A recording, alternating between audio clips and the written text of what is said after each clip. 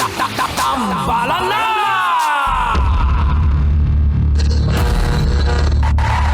Ang tambalang kumikinang.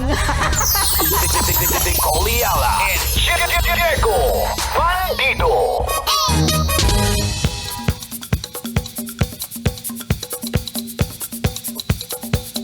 Hey!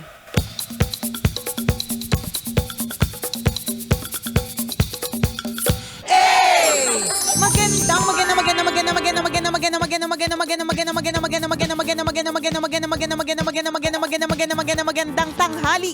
Kumikinang na ulo, Diego Bandido.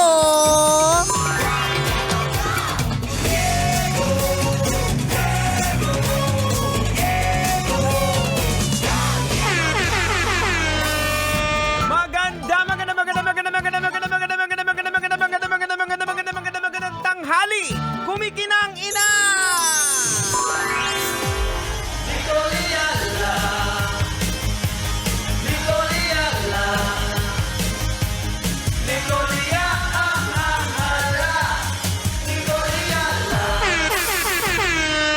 Dear Nicoliala and Diego Bandido.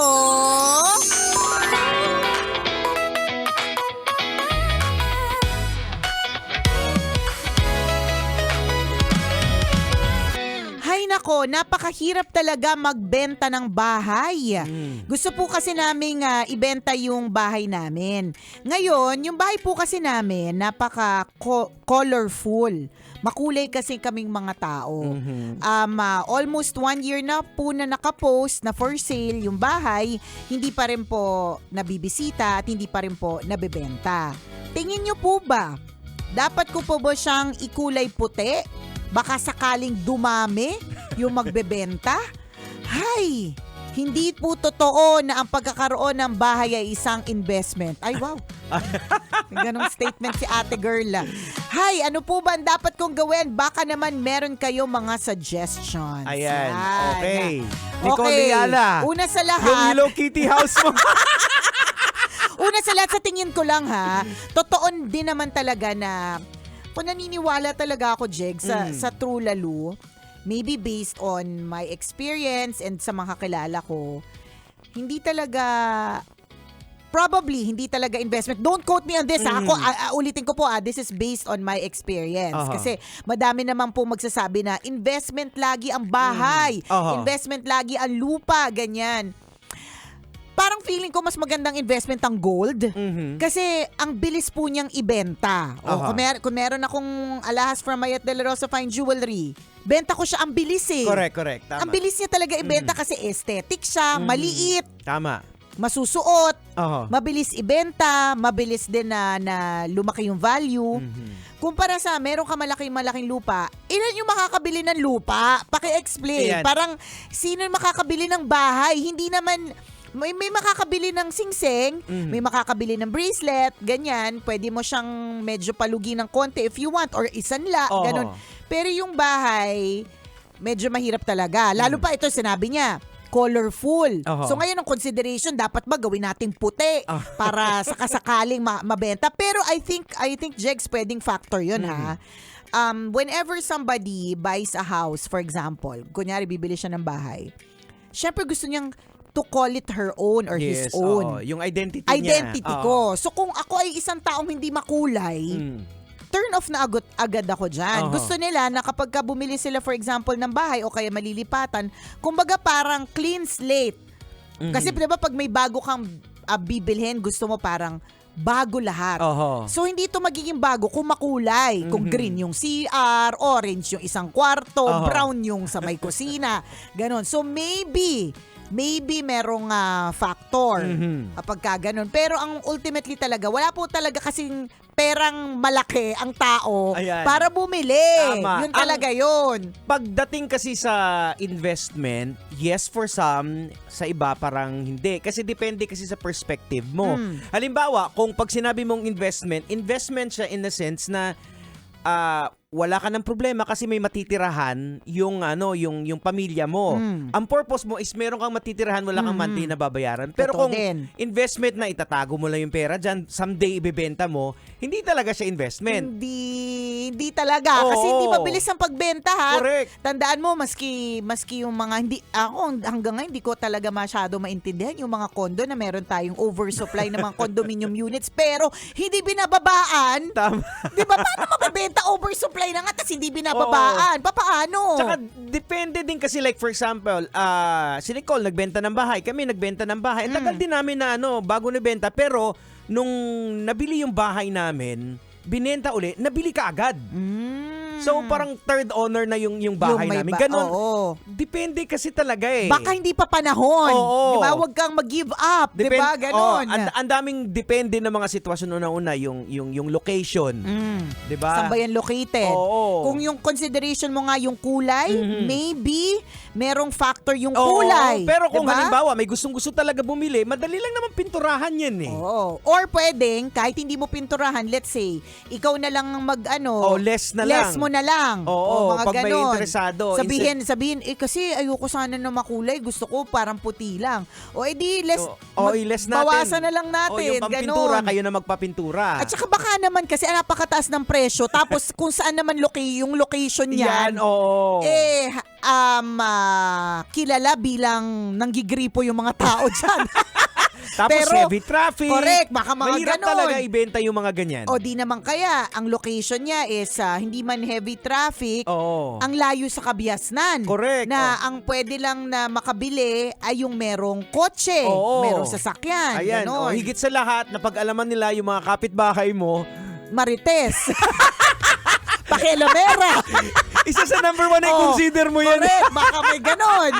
So, sa tingin ko, talagang hindi pa talaga napapanahon. Oo. Wag lang tumigil, maging creative ka lang sa pagbenta. Correct. Learn how to adjust. Dapat nakalagay negotiable. Oo. Yung mga ganyan. May mga freebies, may libreng bati sa radyo, kaya yeah. libreng sayaw. Hindi mga kasi ganon. talaga madali i-dispose yung mga ganyan, yung mga assets na yan eh. 'Di ba? So, pag nag-invest ka kasi dapat doon sa yan kagaya ng gold na madali i-liquefy. Correct, madali Oh, so kung investment ang isip mo, Correct. ang bahay hindi siya investment. Oh, for mahirap lang tayo i-quote kasi Oo. baka mamaya sabihin ng mga real estate agent, ito naman Oo. naninira. So, Eh, real estate agents left the group. hindi siya Oh. magandang investment for na parang inegosyo mo o i-resell mo. Ayan. Maganda siyang investment kung titirahan mo talaga, i-consume mo. Kaya nga mahirap, natatandaan ko yung asawa ko, sinasabi niya sa akin dati. Pangarap ko na pagdating pangarap ko makabili, pangarap lang naman, ng bahay para sa mga anak natin na magkatabi Oho. sa Laguna. Mhm. Sabi ko talaga sa kanya, wag mo nang pangarapin. Kasi una sa lahat, may pambili ka ba? Pangalawa, sure ba tayo na yung mga anak natin magsistay sa Laguna? Correct. Hindi naman natin alam kung ano yung pwedeng maging possibility ng kanilang future. What if yung isa sa kanila mag-asawa ng Afam. Oo. 'Di ba? Si Princess pa naman mahilig sa blue eyes. 'Di ba? Hindi natin masasabi. Oo. What if sa ibang bansa pala meant to be or ayaw nila ng ganong klaseng lifestyle, gusto nila ng city. 'Di ba? Kasi mga bata pa sila at this point gusto natin magkasama talaga Correct. sila, ganyan. Oo. But eventually, we have to let them fly. So yun yung sinasabi ko na, oo nga no, hindi ka pwedeng bilhin ng ganyan. Kung may extra ka, why not? Oo. 'Di ba? Go, maliliquidate mo naman yan at some point kasi extra pera mo yan. Pero kung halimbawang ang purpose ay wala, take it from yung Ayan. nag-message sa amin na isang taon na naka-up for sale, hindi pa rin nabebenta. Ganyan po si Nicole, kaya wala po siyang mansion. Wala.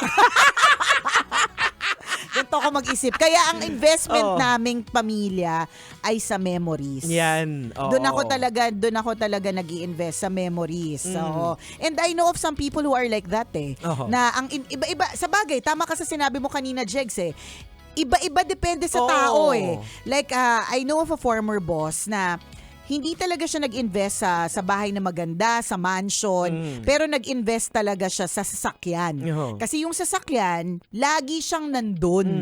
So, lagi niyang gamit na gamit, ito yung lagi niyang kasama, halos Oo. hindi siya umuwi ng bahay. Mas mahaba pa Mobile yung siya. oras niya sa sasakyan kaysa sa Correct. bahay. So, yun yung investment niya para Oo. sa kanya. Mhm. 'Di ba? Yung ganun. So depende sa depende sa Lifestyle. perspective mo kung saan mo talaga gustong gamitin yung pag-i-invest mo. Correct. Ayan, Oo. kung ikaw naman ay talagang taong bahay, then Ayan. invest ka sa bahay. Totoo. Ganon. Yun yung mga consideration. So good luck. Yun na lang masasabi namin. Oo. Hindi namin alam kung ano yung mga eksaktong details at ganap ng pagbebenta mo dyan. Pero please make sure that it's negotiable. At i-up mo sa lahat ng mga pwedeng i-up na mga Oo. sites. Tingnan mo kung yung presyo mo, kung talagang reasonable siya. Oo. Yun na Kasi- ba ang presyuhan dyan sa lugar na Oo. yan? Kasi Ganon. kung minsan, ang pagpresyo natin sa isang bagay, lalo na may mga sentimental tayo, Feeling natin mataas dapat. Oo. Oo. Gets naman natin yun kasi sentimental ito para sa'yo. Literal na ikaw ang nag-build nito, Oo. bawat hollow block. Correct. Yung wall dyan. Kaya lang, hindi yun yung kwento ng bibili. Walang pakialam. Walang pakialam yung bibili. Ganon. Ayun. Oh, so importantatious na i-consider yung mga ganyan. So good luck. Ayan. And we hope na makakuha ka ng buyer soon. Oo. Pero for now, enjoy mo muna yung weekend.